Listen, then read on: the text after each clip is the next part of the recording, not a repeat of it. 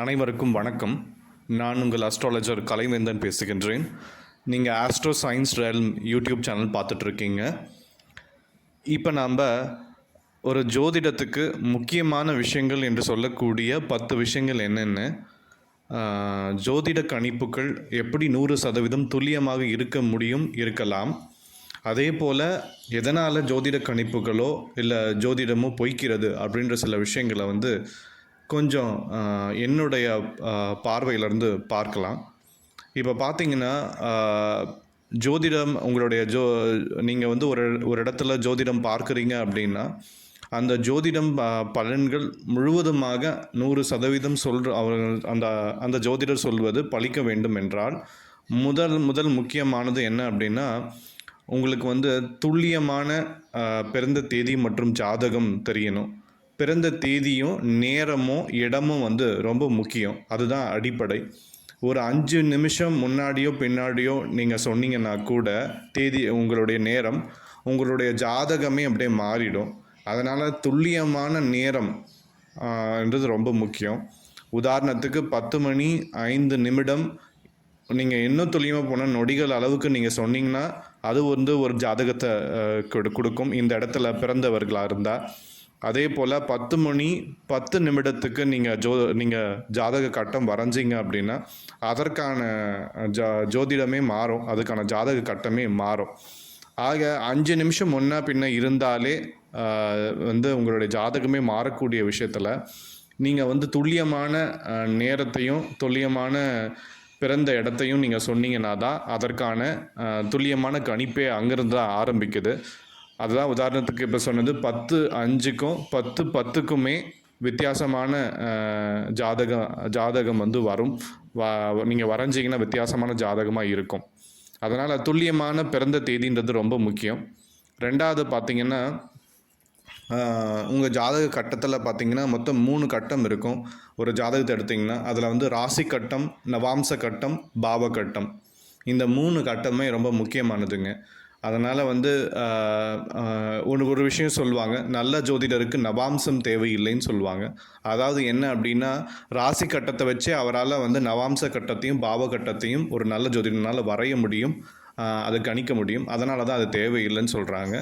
But ஆனால் நீங்கள் கணிப்பதற்கு இந்த 3மே தேவைப்படும்: ராசி கட்டம், நவாம்ச கட்டம், பாவ கட்டம். இதுக்கு அப்புறமா பார்த்திங்கன்னா தசாபுக்தின்றது ஒன்று முக்கியமானது. நீங்கள் எந்த தசை எந்த புக்தியில் இருக்கீங்கன்றதை பொறுத்து தான் உங்களுக்கு வரக்கூடிய பலன்களை ஒரு ஜோதிடரால் துல்லியமாக கணிக்க முடியும். அதனால் தசாபுக்தி கணக்கீடுன்றது ரொம்ப ரொம்ப முக்கியமானது. அதுக்கப்புறமா நீங்கள் பார்த்தீங்க அப்படின்னா, ஒரு ஜாதகத்தில் இருக்கிற கிரகங்களினுடைய பலம் பலவீனம், நிறைய விதமான பலங்கள் இருக்குது. திக் பலம் இருக்குது, சேஷ்டா பலம் இருக்குது, அந்த மாதிரி நிறைய விதமான பலம் இருக்குது. அதனால் அந்த ஜோதிடத்தில் அந்த கிரகங்களுடைய பலம், அந்த கிரகங்களுடைய பலம் எப்படி இருக்குன்றது ரொம்ப முக்கியமானது. அதுக்கப்புறமா பார்வை பலம்னு இருக்குது, அப்புறம் இருக்கிற இடத்துக்கான பலம் இருக்குது. அது மட்டும் அல்லாமல் பார்த்திங்கன்னா, அந்த கிரகங்கள் லக்னாதிபதியோட எப்படிப்பட்டவங்க அப்படின்னு நீங்கள் பார்க்கணும். உதாரணத்துக்கு பார்த்திங்கன்னா, மிகவும் ஜோதிடத்திலே இயற்கை சுபர் இல்லை ரொம்ப மிகுந்த நல்லவர்னு சொல்லக்கூடிய குரு பகவான் தான் மிதுன லக்னக்காரர்களுக்கு மாரகாதிபதினு சொல்லக்கூடிய மரணத்தை கொடுக்கக்கூடிய ஒரு கிரகம். அதாவது இயற்கை சுபர் மொத்தம் 12 ராசி இருக்குது. 11 ராசிக்கு கிட்டத்தட்ட பார்த்திங்கன்னா நல்லது செய்யக்கூடிய ஒரு லக்னம், 11 லக்னத்துக்கு நல்லது செய்யக்கூடிய குரு பகவான் மிதுன லக்னத்துக்கு மட்டும் மாரகாதிபதினு சொல்லக்கூடிய மரணத்தை கொடுக்கக்கூடிய ஒரு கிரகம். அதனால் பார்த்திங்கன்னா ஒரு கிரகங்களும் தன்னுடைய வேலைகளை வேறு மாதிரி லக்னாதிபதி வேறு லக்னத்துக்கு வேறு விஷயங்களை செய்வாங்க. அதனால் ஒரே கிரகமாக இருந்தாலும் ஒரு லக்னத்துக்கு நல்லது செஞ்சாலும் இன்னொரு லக்னத்துக்கு அது நல்லது செய்யாமல் இருக்கலாம். அதனால் அந்த லக்னாதிபதியோட அந்த கிரகங்கள் எப்படி தொடர்பு கொண்டிருக்கின்றதை பார்க்கணும்.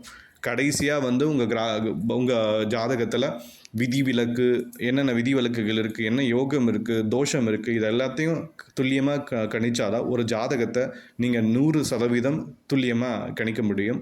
ஆக இங்கே ஜாதகமோ ஜோதிடமோ பொய்க்கவில்லை. உங்களுடைய கணிக்கக்கூடிய ஜோதிடரின் பார்வையில் சில விஷயங்கள் துல்லியமாக கணிக்காதனால அவர் சொல்கிற பலன்கள் மாறுபடுமே தவிர, ஜோதிடம்ன்றது வந்து ஒரு மிகப்பெரிய ஒரு ராக்கெட் சயின்ஸ்னு சொல்லக்கூடிய ஒரு மிகவும் கடினமான ஒரு கணிதம். அதை வந்து துல்லியமாக கணிக்கணும் அப்படின்னா இது மட்டும் இல்லாமல் இன்னும் நிறைய விஷயங்கள் இருக்குது. இந்த 10 விஷயங்களுக்கு நீங்கள் 10% கொடுத்தாலுமே 100% வரும். ஸோ இந்த 10 விஷயங்களையும் கரெக்டாக கணிச்சு, அது தவிர்த்து சில விஷயங்கள் இருக்குது, அதை நான் சொல்லலை.